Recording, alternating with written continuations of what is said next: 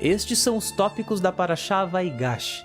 Yehudá enfrenta Yosef, e Yosef revela a sua identidade. Faraó e Yosef enviam presentes para Yaakov. Yaakov vai para o Egito com a sua família. As 70 almas que desceram ao Egito.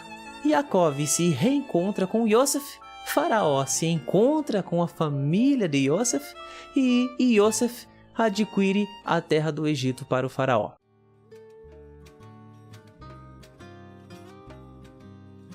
Vaigash significa se aproximou, pois o texto dessa parashá inicia com as seguintes palavras. Então Yehudá se aproximou dele, Yosef. E aqui o verbo aproximou tem uma conotação muito mais profunda do que um simples deslocamento físico. No passado, quando todos os filhos de Yaakov moravam juntos, havia muita proximidade física, porém, eles rejeitavam o seu irmão Yosef. E, literalmente falando, isso era um afastamento. Todavia, a porção dessa semana trata a respeito de mudança, de arrependimento. E a grande lição que nós tiramos de Vaigash é que o desejo de Deus é que tenhamos proximidade para com Ele e proximidade com os nossos irmãos. Mas isso de forma sincera e íntegra. Assim como os encontros e reencontros que Vaigash nos traz. Sendo esta porção talvez uma das mais emocionantes de toda a Torá.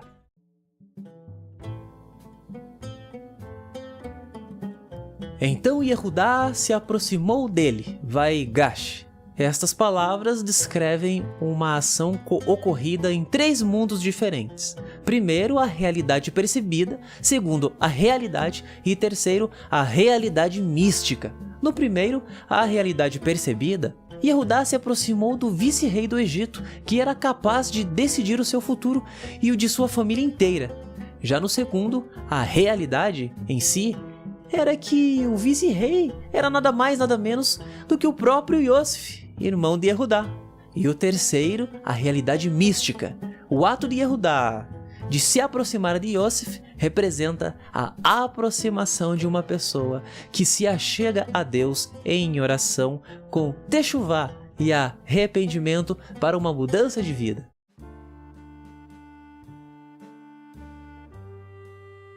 Benjamim desceu com seus irmãos para o Egito, e depois de terem comprado milho, Yosef ordenou ao mordomo que colocasse a taça em seu saco.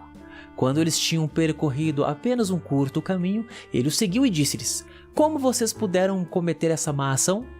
Quem for encontrado com a minha taça em sua posse, deverá se tornar o meu servo. Quando foi encontrado no saco de Benjamim, cada um dos seus irmãos se virou. Quem, sozinho, confrontou Yosef? O fiador. Então Yehudá se aproximou. As escrituras afirmam em outro lugar, em alusão a este versículo: filho meu, se te tornaste fiador do teu próximo, se feriste a mão ao estranho, serás enlaçado pela palavra de tua boca. Quando o santo, bendito seja ele, estava prestes a entregar a Torá a Israel, ele perguntou: aceitareis a minha Torá? De fato, responderam eles. Então me dê a certeza de que você cumprirá isso, disse ele. Abraham, Yitzhak e Yaakov serão a nossa fiança, responderam eles. Ao que o Eterno respondeu: seus patriarcas exigiram fiadores para si mesmos, visto que Abraham disse: como saberei que o herdarei? Enquanto Isaac amava aquele que odiava, como está escrito: mas Esaú eu odeio. E Jacó declarou: meu caminho será escondido do Senhor. Então os nossos filhos serão os fiadores, eles exclamaram. O santo, bendito seja ele, imediatamente os aceitou como fiança e deu a Torá a Israel, como está dito: da boca dos pequeninos e das crianças de peito você encontrou força. Portanto, sempre que Israel negligencia a Torá, o santo, bendito seja ele, exige punição dos fiadores, como é dito: tu esqueceste a lei, também me esquecerei dos teus filhos.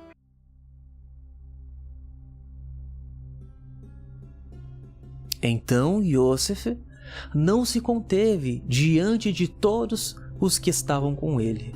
Ele, o Eterno, distribuiu gratuitamente, deu aos pobres. A sua justiça dura para sempre. Seu chifre será sempre exaltado com honra.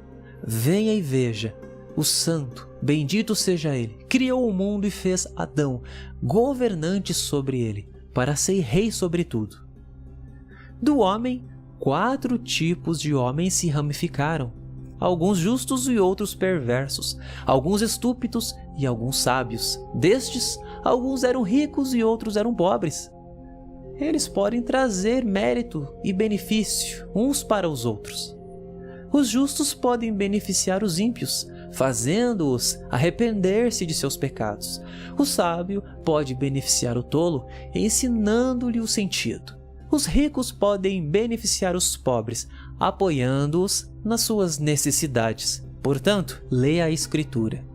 Ele distribuiu gratuitamente, deu aos pobres. Além disso, essa caridade que ele dispensa permanece para sempre.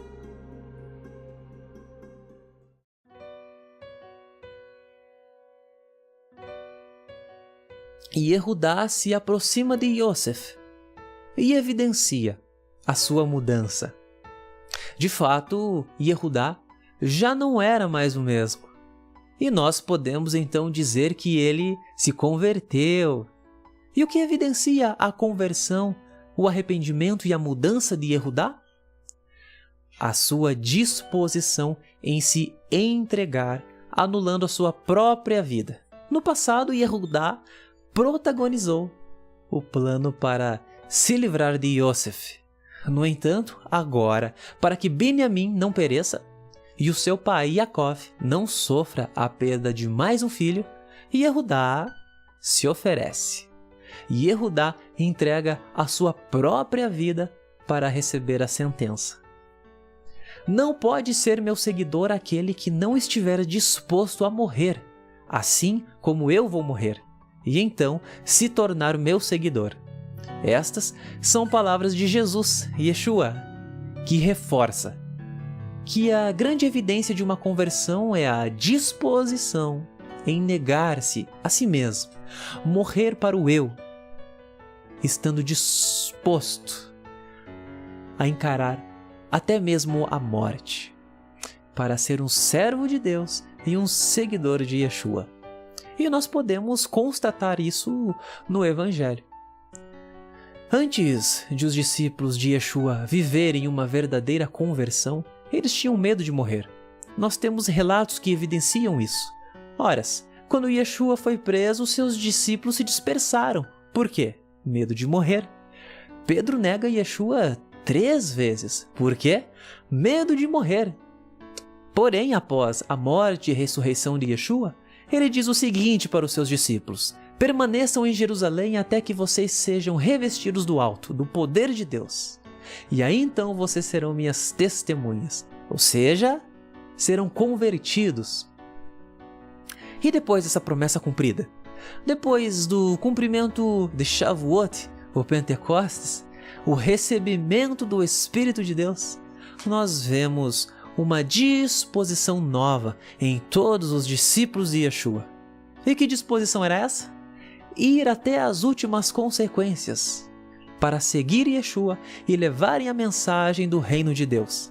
E de fato, sofreram muitas perseguições e mortes terríveis. Que nós possamos estar dispostos a morrer. Mas isso não é algo que provém de nós mesmos.